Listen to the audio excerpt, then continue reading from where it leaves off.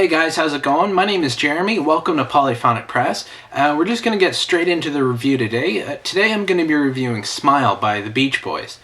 Now, a little bit of history on this album. This was actually recorded between 1966 and 67, and it was unfortunately shelved due to a number of reasons. It was intended to be the follow-up to Pet Sounds, but unfortunately it didn't get released until November of this year. They did end up releasing a similar album called SMiLE, but it didn't really quite live up to the hype of SMiLE and was subsequently a bit of a disappointment amongst Beach Boys fans. So fortunately, 43 years later, the album does get released, and here's what I thought about it. Just to let you know, I'm going to be talking about the main album and not going to be talking about the bonus tracks or anything like that. I'm going to be reviewing the album that it was intended to be released in the 60s. And so this album starts off with this, two songs that aren't really songs, they're more of like intro pieces. One's called Our Prayers and the other one is called G. And Our Prayers starts off, it's more of an a cappella thing, really more of just scat sort of singing, very like orchestral harmonies. And you know it's the Beach Boys because it has that classic harmonized sound that really is synonymous with their sound. And then the first real song is called Heroes and Villains, which we've actually heard before. It was released on SMiLE. A couple of these songs have been released, but not all of them. The song is really more of a mini opera rather than a traditional pop song. And the first part is based around a Chuck Berry song, which is a huge influence on Brian Wilson. The song that it's influenced by is You Never Can Tell, where it's just sort of repeated verses, and it doesn't really rely heavily on a big hook. And you think that that's going to be the song until it really changes into this slower, more little psychedelic little thing. And it really takes you on a little bit of a journey, and it really tells a story that you really have to sort of listen to a couple times to really understand what it's all about. And I thought this was a really clever thing to do, especially in the 60s when traditionally pop songs were under 3 minutes, and you really didn't get a lot of variation in the songs. It was pretty structured at the time, and this album really was the first thing to deconstruct that and really it gives a new and innovative way to record a song. Cabin Essence is a really interesting song. It has a variety of instruments. It has like a banjo and a mandolin and a string section, which you don't really think is going to go together, but actually works in this context. And it sort of goes in between these two contrasting elements where the chorus is really like the whole band playing with electric guitars and this sort of heavy rhythm type of thing. And it goes between these two little elements, and it really makes the song a little more interesting, a little more dynamic, and just a fun listen, and you don't really notice the time going on. It doesn't really drag on because there's enough changes to keep you really interested. And one thing I've noticed with a lot of the songs on this album is it really changes up, feels even in the song.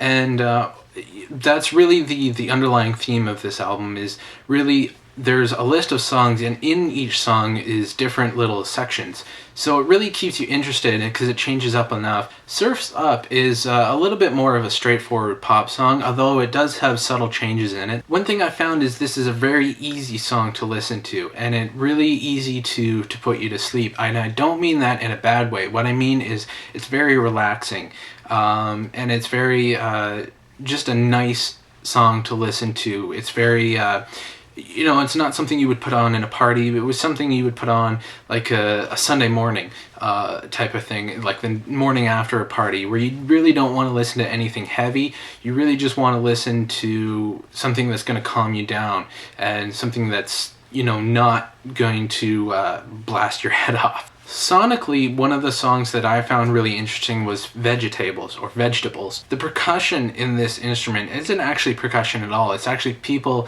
who are chewing on vegetables is used as the rhythm for this song. And interestingly, Paul McCartney is actually one of the people who is chewing on a hunk of celery, which is pretty cool because in the 60s, you had these two bands that were sort of in friendly competition with each other.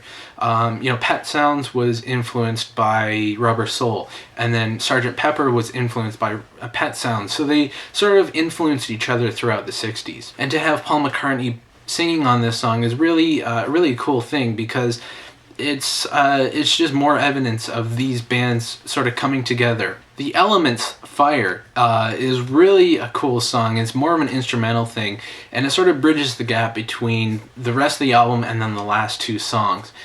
And I was reading about this album, and one thing that Brian Wilson actually talked about is this song and how it actually scared him. The music actually scared him. And after the recording, there was a lot of these weird fires that happened in and around the recording studio, and he sort of attributed it to that, the vibes that song got. I don't know if that's necessarily true, but it's an interesting way that there was definitely a vibe in the air that was uneasy, and it's very evident on this song. I can really hear this song being background music to like a horror movie or something like that. Then the album closed with a song called Good Vibrations, which everyone knows. It was released as a single before the album was recorded, and it was a huge hit for the band. And one thing that's interesting is actually one of the first songs to use electronic instruments as a main hook in a pop song.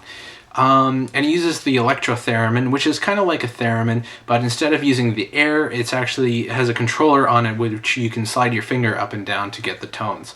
So it's really an innovative thing to be released as a single and to be a top 10 hit. It was really pushing music forward. So this album, production-wise, is pretty good for its time. I'm glad that they didn't go in and mix anything. They really left it true to form. They did remaster it a little bit. It's a little louder than it would have been in the 60s, but that's okay. I'll let that slide for now. Yeah, I'm glad that they really kept the integrity of the sound, and it's really amazing that these tapes didn't deteriorate over the years. So I really like this album. I can't really say too much more about how much I like it. I'm going to give it a 9 out of 10. High score, but I really love this one. I've always been a fan of the Beach Boys, and I'm glad that this album finally got released. So that's what I thought about the album. Let me know what you guys think in the comments or with the video response. Don't forget to check out the Twitter and Facebook pages and Last.fm. All the links are in the description, as well as the website, polyphonicpress.com. And if you'd like to suggest an album for me to review, let me know in the comments or with a private message, however you can get in touch with me. And don't forget to subscribe, that way you'll know when I post a new video. I guess that's about it. I'll see you guys on Monday. Take care.